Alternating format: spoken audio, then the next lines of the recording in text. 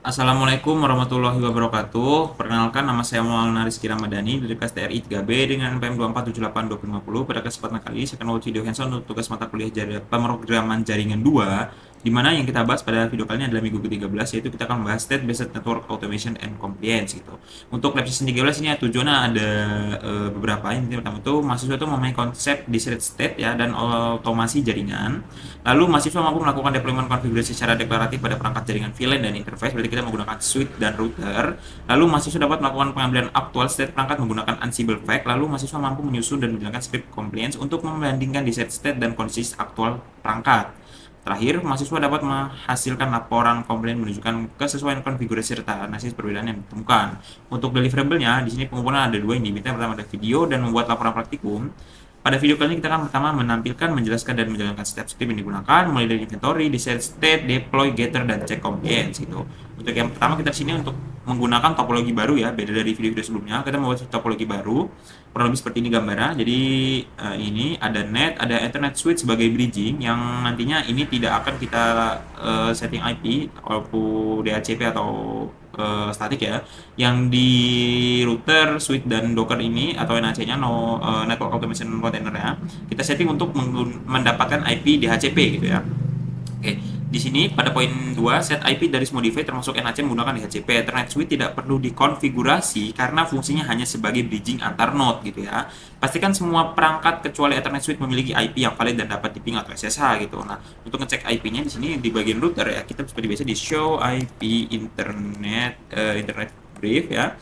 Di sini untuk Ethernet 0 karena yang dia terhubung langsung di Ethernet 00 mendapatkan IP 10.0.137.187. Oke, DHCP ya, metodenya DHCP. Selanjutnya untuk switch-nya di sini switch-nya itu di show VLAN brief ya. Dia masuknya di VLAN 5 Ethernet 02 ya. 02 tuh masuk di VLAN 1 gitu. Nah, dia udah mendapatkan IP di 10.0.137, berarti dia di show IP interface brief masuk di VLAN 1 10.0.137.171. Oke, untuk dockernya dia di 246 ya. Pastikan semua perangkat kecuali Ethernet memiliki IP dan dapat di SSH gitu. Kalau kita lihat dari Docker ya, di sini kita bisa SSH dengan nama, saya beri nama Maul, langsung IP-nya 10.0.137.171. Passwordnya ini, lalu enable dan enable bisa ya, bisa semua aman. Lalu kalau untuk 137.187, oke, aman semua. Untuk router juga bisa, switch juga bisa ya, aman semua. Oke, setelah kita bisa memastikan untuk ping SSH dari NAC ke switch dan router, nah jadi kita masuk ke langkah 2, itu inventory perangkat dan desired state ya. Kita tuh disuruh untuk membuat satu file inventory yang berisikan daftar switch dan router pada topologi yang akan di manage tidak termasuk Ethernet switch, karena Ethernet switch tadi digunakan untuk sebagai bridging antar node saja gitu. Nah, kita masuk ke bagian inventory ya. Di sini untuk sebelumnya saya beritahu dulu di bagian mode root ini saya itu membuat sebuah folder lagi. Saya beri nama cd lab 13 ya. Lab 13. Oke, kalau kita lihat di dalam lab 13 ini sudah ada, karena sudah pernah saya jalankan ya. Kita tuh disuruh buat untuk inventory.yaml gitu. Nah, kalau sini kita cat aja ya, cat inventory.yaml. Nah, di sini ada isinya gitu ya. Nah, isi dari inventory.yaml ini adalah isinya tuh perangkat yang saya kelola gitu ya, yang saya kelola, host dan cara Ansible itu terhubung ke perangkat gitu. Kalau kita scroll di sini ada username-nya Maul, lalu untuk password SSH-nya 123, untuk Ansible Network OS-nya kita menggunakan Cisco IOS ya, lalu Ansible connection-nya menggunakan network CLI. Lalu untuk private escalation enable, lalu ada di bagian router masukkan IP-nya dan switch juga masukkan IP-nya. Nah, di situ kan kita tulis tuh nama misalkan kayak router 1 dan switch 1 itu IP manajemennya masing-masing di Ansible host gitu. Lalu untuk variabel koneksinya seperti Ansible user, Ansible password, Ansible network OS atau Cisco IOS atau Ansible connection, network CLI atau SSH gitu kan ya. Nah, di situ kurang lebih seperti itu untuk isi inventory.yaml yang gitu. Intinya daftar perangkat yang kita kelola gitu ya. Lalu kita clear di sini, kita ls lagi.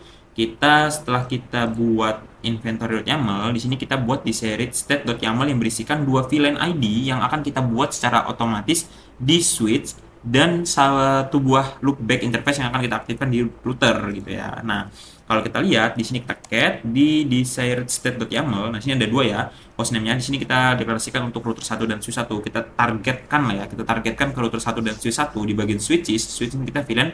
Kita akan menambahkan VLAN sama dengan ID 50 dengan name 50. Nah, kenapa saya pilih 50? Karena di sini tuh ada perintah lagi untuk VLAN ID dan nama loop gunakan 2 digit terakhir dan 4 digit terakhir dari NPM untuk masing-masing untuk VLAN. Karena NPM saya 24782050, maka saya membuat VLAN ID dengan VLAN ID 50 dengan name VLAN VLAN 50. Untuk loopbacknya sama, loopback juga 50 gitu. Untuk name VLAN-nya dari 2050 ada VLAN 2050 gitu. Kurang lebih seperti itu. Nah, jadi isi dari desired.yaml ini adalah eh gunanya untuk menargetkan ya standar konfigurasi yang kita ingin perangkat itu punya gitu. Contohnya di lab ini hostname untuk router 1 dan switch 1 itu kan loopbacknya 50 dan 2050 di switch ya, dan loopback 50 dengan IP 10.10.51/32. Nah, gunanya itu sebagai patokan atau source of truth gitu ya, supaya otomasi itu tahu konfigurasi apa yang harus dibuat dan supaya compliance itu bisa membandingkan kondisi nyata perangkat actual state dengan target tersebut untuk mendeteksi apakah sudah sesuai atau terjadi drift gitu ya. Nah, kurang lebih seperti itu untuk isi dari desired state.yaml gitu ya. Nah, selanjutnya kita lagi di sini kita tuh lanjut ke step 3. Kita tuh mulai menyusun script konfigurasi, membuat script Ansible dengan nama deploy config.yaml untuk mengirimkan konfigurasi ke switch dan router nih. Setelah itu kita mengirimkan konfigurasi ke switch dan router ya. Nah, cuma sebelumnya kan di sini kalau saya masuk ke router, di sini udah loopback 50 nih, teman-teman. Nah, sekarang saya akan hapus dulu untuk kita mencoba dari awalnya. No interface loopback 50 nwr show IP interface brief. Hilang dong, hilang. Setelah hilang kita masuk dalam switch karena switch kita konfigurasinya dua ya di sini ya. Mungkin kelihatan ya teman-teman, ada sini ya. Kita masuk di dalam configure terminal, lalu no VLAN 50, kita sorry. Kita exit dulu deh, kita exit dulu. Lalu kita show IP show VLAN brief. Ada VLAN 50 dan ada VLAN 2050 karena sebelumnya saya sudah menjalankan untuk tugasnya ya. Saya masuk ke configure terminal, lalu saya masukkan no VLAN 50, saya akan hapus no VLAN 50 dan saya juga hapus no VLAN 2050. NWR show VLAN brief. Nah, di sini hilang ya untuk 50 dan 2050. Selanjutnya saya akan menjalankan di dalam NAC untuk apa ya? Si deploy config kita akan mendeploykan gitu ya. Nah, jadi kalau kita lihat sebelumnya kita lihat dulu deh ya. Cat deploy config.yaml. Nah, sini lumayan panjang nih untuk scriptnya.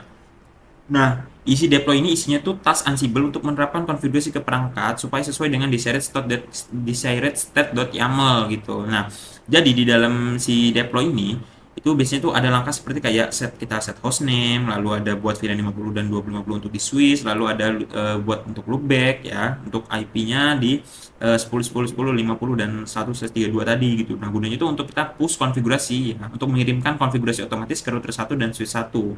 Makanya saat dijalankan pertama kali itu biasanya nanti cengnya masih kuning gitu. Nah, setelah kita jalankan 2 kali dia akan hijau karena di situ ada potensi untuk mengecek tidak tabrakan ditumbur-tumbur terus gitu ya konfigurasinya. Nah, kalau kita jalankan dengan cara itu dengan cara kita menjalankannya Ansible min playbook min i inventory.yaml, kita deploy. Nah, di sini kita enter ya, kita tunggu prosesnya. Collecting Ansible net common. Nah, di sini ada dua nih change ya, perubahan. Kita melakukan dua perubahan di switch 1 tadi kan. Kita membuat VLAN 50 dengan kita membuat VLAN 50 dengan nama VLAN 50. Lalu kita juga buat VLAN ID 2050 dengan nama VLAN 2050. Lalu kita juga membuat satu loopback ya interface ya di router 1 dengan nama loopback 50 dengan IP-nya 10.10.51/32. Nah, kalau kita cek di dalam router tadi kan nggak ada tuh ya, di sini kan nggak ada nih, di sini kan cuma terakhir dari Ethernet 03. Kalau kita lagi show IP interface brief, nah di sini ada nih muncul nih, artinya konfigurasi telah berhasil dan sesuai dilakukan gitu. Kita show VLAN brief, nah di sini berhasil nih. Tadinya kan nggak ada nih ya, di sini nggak ada nih. Terus kita masukin lagi jadi ada gitu. Nah, itulah contoh dari deploy config. Nah, sekarang pertanyaannya, kalau kita lanjutkan lagi untuk deploy config.yaml, apakah dia akan membuat tabrakan lagi ya? Ansible min playbook min i inventory.yaml, lalu kita deploy kan lagi nih, misalkan kita deploy lagi nih, apakah dia akan kuning lagi atau enggak? Kalau kuning lagi kan berarti artinya dia baru pertama kali melakukan konfigurasi. Nah, ternyata di sini hasilnya tuh hijau, yang artinya idempotensi bekerja dengan sesuai gitu ya. Jadi dia tidak akan melakukan konfigurasi secara dua kali atau bertumpuk gitu. Nah, selanjutnya kita clear aja, kita hapus, lalu kita ls. Nah, di sini kalau teman-teman lihat udah ada namanya state R1 dan state R2 gitu ya. State switch 1 JSON dan state R1 JSON. Nah, ini adalah file JSON yang digenerate oleh getter underscore facts.yaml gitu. Nah, gunanya adalah getter ini adalah mengumpulkan informasi dari perangkat-perangkat yang terhubung gitu.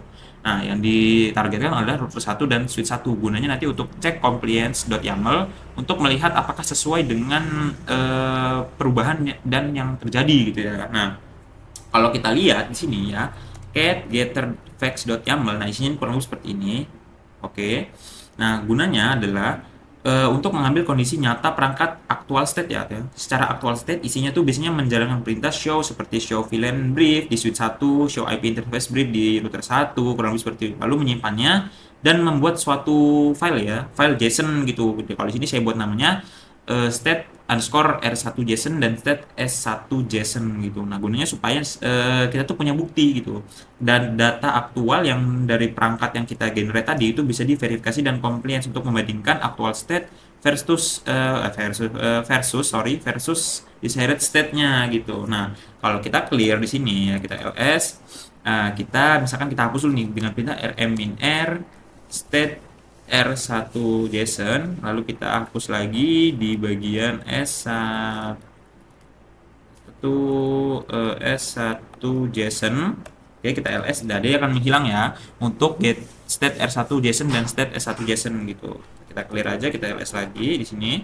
Nah, selanjutnya kita akan coba jalankan dengan cara perintah ansible min playbook min i inventory getter facts.yaml. Nah, dia biasanya harusnya kuning dulu, atau enggak ya. Oke, kuning dulu karena ada perubahan yang dilakukan di switch 1. Karena kan tadi kan saya sebelumnya menghapus secara manual, lalu di router 1 juga saya juga menghapus secara manual untuk interface loopback. Nah, ketika saya jalankan lagi, maka idempotensi akan berjalan sesuai dan dia akan hijau kembali, tidak ada kuning gitu ya. Artinya setelah berhasil dan sesuai gitu. Nah, kurang lebih seperti itu untuk di getter facts.yaml. Nah, terakhir kita akan mengecek di bagian compliance.yaml di sini ya, untuk di sini ya. Nah, tadi kan sudah inventory, desired, deploy, getter, dan check compliance. Nah, namun di sini saya sedikit ada error sepertinya ya. Kalau kita running di c ansible, kita ls dulu ya. Tadi kan setelah kita ini kita ls. Nah, sini udah ada nih state R1 dan state S1 JSON udah ada nih, artinya getter setelah berhasil membuat suatu generate untuk file JSON yang isinya adalah untuk perintah show VLAN brief dan show IP interface brief di masing-masing perangkat yang terhubung. Kalau kita cek di dalam cek complements-nya, cuman ini ada sedikit permasalahan kemarin sebenarnya aman-aman aja, cuman saya nggak tahu tadi saya coba untuk ubah, namun sepertinya ada kesalahan dan saya kayaknya mentok deh kayaknya di sini. Saya kurang tahu ada kesalahan di mana. Kita cek complements.yaml. Nah, di sini dia akan ngecek nih, dia kan akan membandingkan sebelum dan sesudahnya gitu. Cuman ada missing ya di file nih. Harusnya kalau dia ini ngecek di bagian si state R1 JSON atau state switch 1 JSON ya kan. Dia akan membandingkan perubahan yang sebelumnya dan yang sesudahnya apakah sesuai atau tidak. Nah, kalau memang nggak sesuai, dia akan hasilnya violet. Ketika sesuai, harusnya dia menunjukkan hasilnya pas di sini gitu. Nah, kurang lebih seperti itu. Cuman ada error di bagian sini aja sih untuk di bagian check compliance.yaml-nya. Intinya untuk video kali ini kita tuh telah membahas bagaimana caranya melakukan otomatisasi jaringan secara ya otomatis gitu ya. Lalu kita membuat juga backup untuk membandingkan antara perubahan file baru dan file lama gitu. Nah, kalau kita lihat lagi sebelum kita tadi belum lihat ya untuk cat check complex.yaml di sini tuh kurang lebih seperti ini sih gitu. Nah, harusnya nih dia pasang muncul kalau dia sesuai gitu. Cuman untuk the playbook.yaml itu mengecek kesesuaian kan antara compliance.yaml dengan antara desired state dan actual state-nya gitu. Nah, kurang lebih seperti itu untuk video kali ini. Jadi, saya tadi masih ada error di bagian up to check compliance.yaml gitu aja sih. Kurang lebihnya mohon maaf, saya akhiri video kali ini. Assalamualaikum warahmatullahi wabarakatuh.